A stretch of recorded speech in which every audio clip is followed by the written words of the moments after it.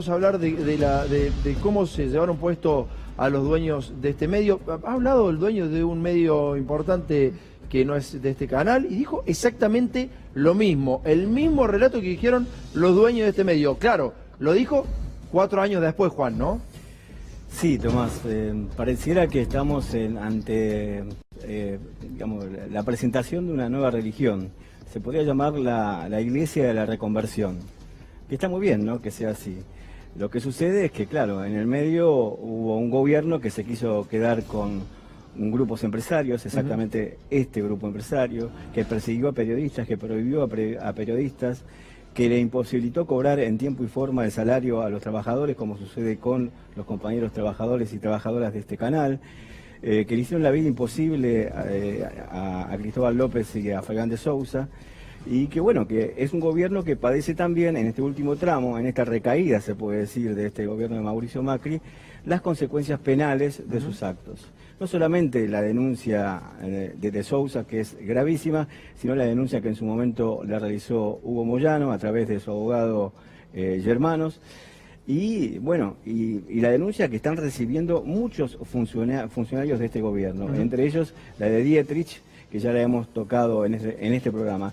Mira, enlazando para resumir esta situación y analizando muy brevemente lo que describió Gabriela recién, que es la descripción de alguna manera de una esperanza política de un modo fáctico, es decir, con medidas concretas, y lo que decía Alperín al comienzo. Digamos, este gobierno se propuso una épica de la que carece.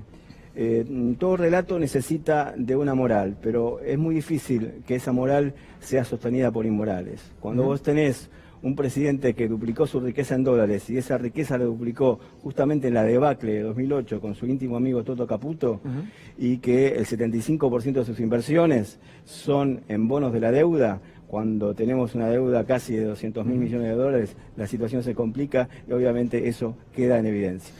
Cristian, ya vuelvo con vos, ya vamos con los jubilados. Puede ser, Dale, me da un segundito, sí. Gracias por venir, No, muchísimas gracias. Ahora vamos a hablar de cómo se intentaron llevar puesto este medio de comunicación. Y esto tiene que ver con lo que decía recién Jorge Alperín y cómo te mostraba que las clases dominantes, las clases altas, son las que menos aportan, son las que menos trabajan respecto a las clases obreras y a la clase media, pero te instalan en tu cabeza que vos tenés la culpa de los males de nuestra Argentina. Este medio trabajó justamente para que eso no sucediera y por eso fueron por los dueños de este medio. ¿Cómo anda, Gabriel? ¿Qué dice? Buenas noches. Buenas noches. ¿Todo bien? Bien, la novedad de estos últimos minutos, la decisión del Tribunal Oral Federal número 3 de disponer la excarcelación de Cristóbal López y Fabián de Sousa, atento a las novedades judiciales que han venido ocurriendo en los últimos días, en principio en el viernes últimos, a partir de la firma de un fallo de sobreseimiento de la jueza María Eugenia Capuchetti respecto a la causa que insólitamente había llevado hace 20 meses, es decir, más o menos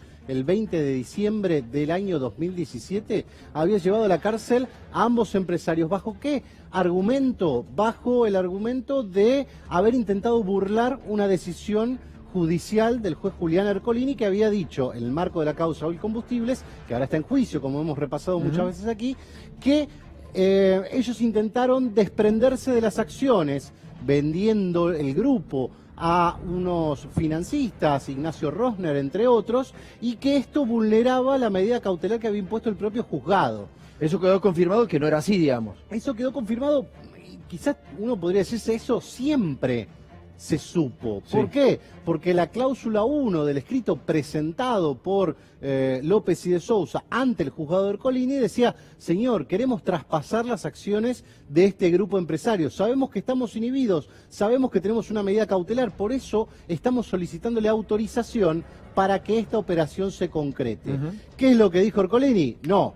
Están intentando vulnerar mi decisión con este papel que me están presentando. Entonces, vayan presos. A partir de ahí se abre una investigación que dura 20 meses, porque eso es lo que dura. La investigación pasó por 3 jueces, tuvo pericias, tuvo pedidos de informe a todo el país, jamás tuvo un pedido de indagatoria, es decir, jamás se lo llamó a declaración indagatoria para decir, bueno, a ver qué tienen que decir. Se lo tuvo preso sin decir nada, sin que puedan asumir su derecho. Sin indagatoria, o sea, si vos imagínate que cualquier causa y comienza un delito, comienza una investigación, bueno, a ver, usted, ¿qué tiene que decir? Usted es el acusado, ¿qué tiene para decir? Porque encontramos que la denuncia es verosímil, entonces usted tiene que defenderse. Bueno, eso no ocurrió nunca.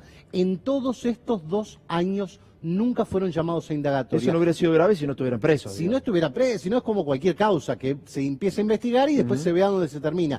Pero mientras tanto estuvieron presos. En el camino, la liquidación de Oil Combustibles, la liquidación de varias empresas, digamos, toda la situación general que nosotros incluso como trabajadores de este medio hemos atravesado. Las cuentas embargadas, las dificultades para cobrar los sueldos, todo el contexto que generaba que este grupo de alguna manera implosione. Lo que te está contando Gabriel, básicamente para que lo puedas entender concretamente, Macri fue por un medio de comunicación que era crítico al gobierno y que sabía que podría abrir los ojos.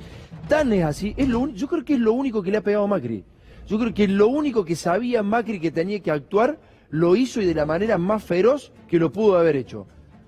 Porque este medio es uno de los pocos medios de comunicación que le pudo abrir los ojos a la gente y por eso este medio lideró durante todo este tiempo la audiencia, porque la gente sabía que le estaban diciendo la realidad, porque era la que se palpaba y este medio es uno de los artífices de que Mauricio Macri haya llegado como llegó también, el principal es Mauricio Macri y sus funcionarios, los ladrones y los ineficaces, pero este medio lo reflejó y por eso la gente se dio cuenta, ¿no? Hoy declaró Fabián de Sousa en el marco de este juicio, antes de que se supiera, a la mañana muy temprano, a partir del fallo. ¿Por qué uno dice, bueno, el fallo fue el viernes? ¿Por qué se presenta hoy el pedido de excarcelación? Bueno, porque se esperó que estuviese firme el fallo. ¿Qué quiere decir? Que nadie lo apele. El fiscal no apeló porque también había incluido un dictamen en el que estaba de acuerdo con el cierre de este expediente, porque en todos estos 2 años no se encontró una sola prueba que sustentase la hipótesis de Ercolini. Es decir, que no había elementos, jamás existió lo que el juez dijo que fue el argumento para llevarlos presos. Bueno, jamás existió. El derecho que nunca tuvieron, que nunca tuvo Fabián de Sousa, que nunca tuvo Cristóbal López, era hablar por los medios de comunicación y expresarlo. Bueno, ahora ejercieron el derecho en la justicia y fíjate, después de 20 meses de estar presos, los dejaron hablar. Dale. ¿Cuál era el caso de Oil Combustibles? El caso de Oil Combustible era compañía de refinación de petróleo. Oil Combustible no tenía ni operaba ninguna estación de servicio. Oil Combustible, a diferencia de la atroz mentira que dice la elevación a juicio, no vende a consumidores finales. Oil Combustibles, a diferencia de la instalación hecha a partir del día 13 de marzo de 2016 por el periodista Elconada Amón, como que recibíamos quien iba a cargar nafta a una estación de combustible en La Plata, que debíamos girar a la FIP, no era nuestro caso.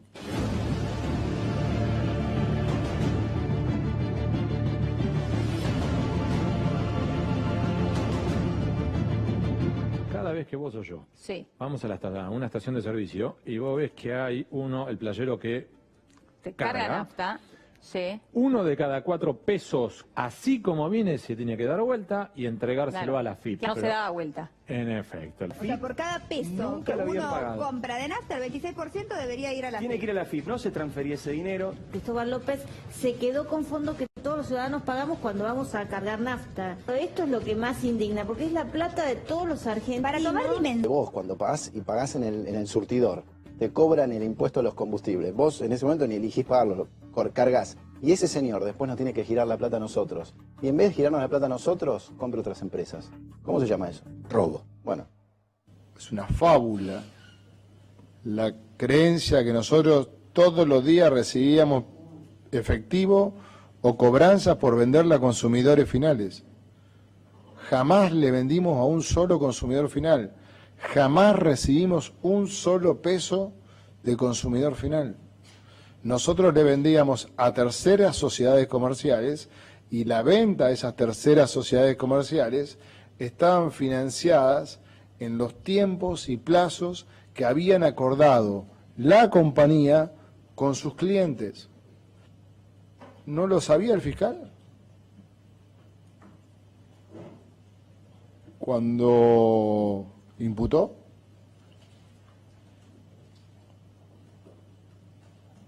las medidas de pruebas que desarrolló no le permitieron saber que lo que estaba escribiendo era una mentira falaz.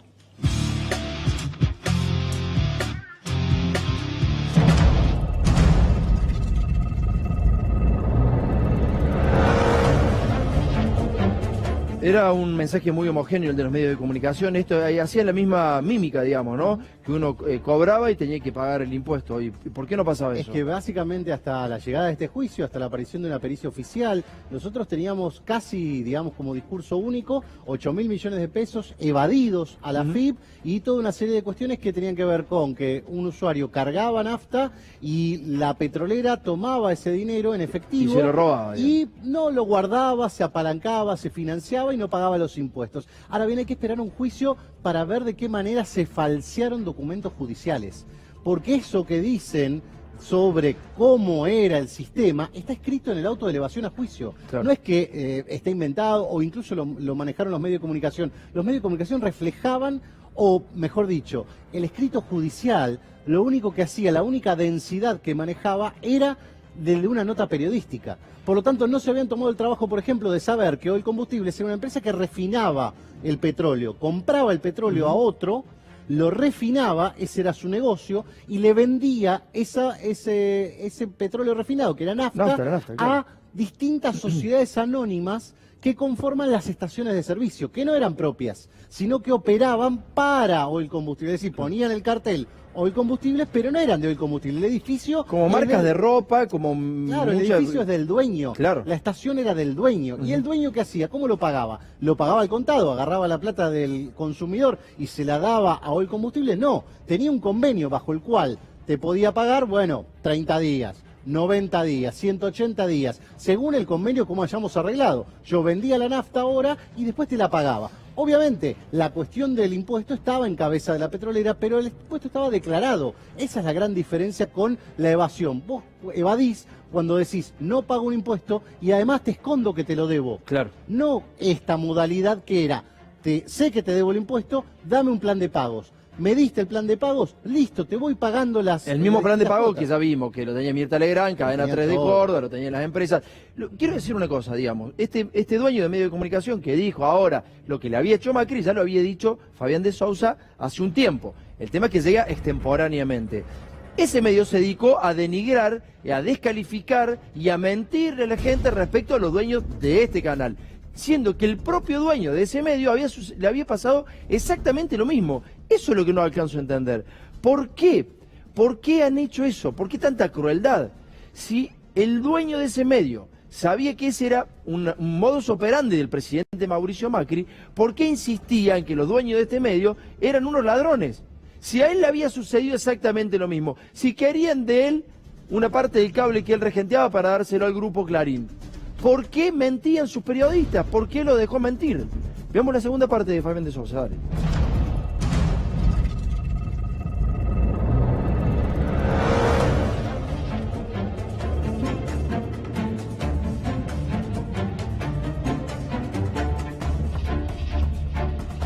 Se nos ha clavado el Sí, te agrego además que los dueños de ese grupo mediático también tienen intereses en el ambiente petrolero.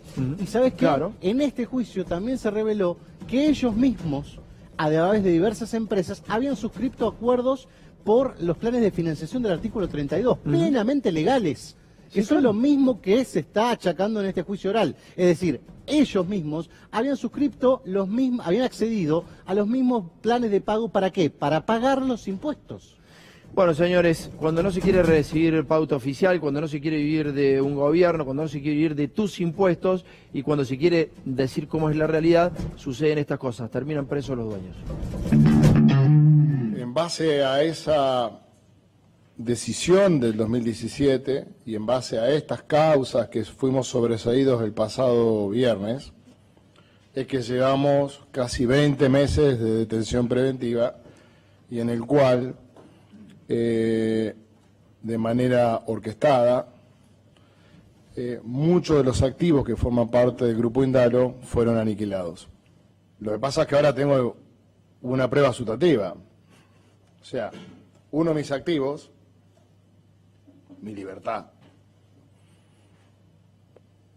fue afectado, fue robado, fue secuestrado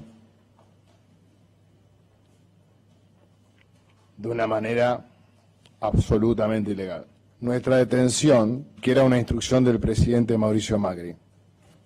Es por eso que estamos presos. Quiero felicitarlo a Pancho, a Mariano, a todo el equipo, a Mike, por este avance que hemos hecho. Tenemos que estar a la FIP, por favor, sí, por favor, ahí está el señor, por favor, perdón, señor. Pero, señor, hay que andar bien con la FIP, si no, pregúntele a algunos hoy que están en el diario. Hay que andar bien, hay que pagar los impuestos. No hay que apropiarse de impuestos que no son propios, ¿no es cierto, doctor Abad? La Sala de la Cámara Federal ordenó la libertad, la excarcelación de Cristóbal López y Fabián de Sousa. El proceso está en trámite.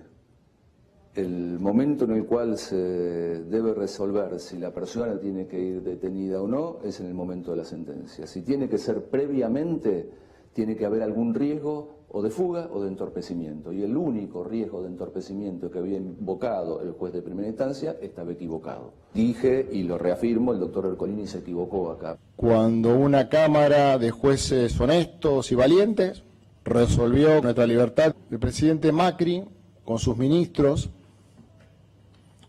públicamente y en todos los ámbitos, dijo que no era lo acordado.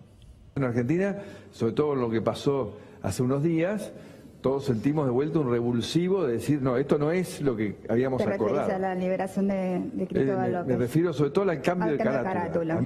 Vamos a volver a poner la palabra al presidente porque creo haber escuchado, esto no era lo que habíamos acordado, que dijo el presidente. Todos sentimos de vuelta un revulsivo de decir, no, esto no es lo que habíamos acordado. ¿Te referís a la liberación de Cristóbal López? Acá claramente estos dos jueces se animaron a hacer lo que hicieron pensando que no iba a haber reacción. Lo peor es que me digan que cambió la carátula, ¿no? Eso es lo que a todos nos enloqueció. Yo creo que el presidente fue mal informado, no creo que haya tenido tiempo de leer la resolución y creo que quienes le acercaron su opinión y no le acercaron realmente lo que el fallo dice. Tendría que medirse un poco porque es el presidente de la nación, debería quizás informarse un poco mejor. Esto tiene que ver con una publicación que había salido en el diario también Clarín, en donde se daba cuenta que el juez Ballestero, el que había en definitiva fallado por la liberación de Cristóbal López, había sido visitado por el jefe de la AFI, el escribano Arribas. Yo realmente no recuerdo que un funcionario del Poder Ejecutivo de semejante envergadura fuera a visitar a un juez y que el diario explícitamente dijera que fuera para que el juez votara de una determinada manera. Qué lástima, ¿no? Porque yo siempre creí que lo que iba a hacer acá iba a ser al revés. Iba a haber un montón de pruebas y yo iba a tener que defenderme y ellos iban a tener que acusarme y yo iban a tener que romper un principio básico del derecho que es la presunción de inocencia. Y en realidad estoy acá al revés. Yo estoy como si tuviese una presunción de culpabilidad, que es lo que ha hecho la FIP desde el primer día que se hizo cargo el licenciado Alberto Abad, y estoy intentando dar argumentos, uno tras otro, para demostrar la presunción de inocencia.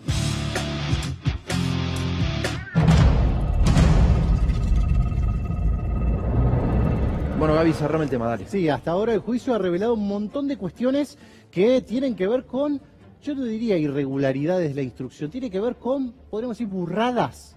¿Por qué? Porque no se han tenido en cuenta aspectos técnicos muy básicos para llevar adelante esta causa. ¿Cómo sigue esto?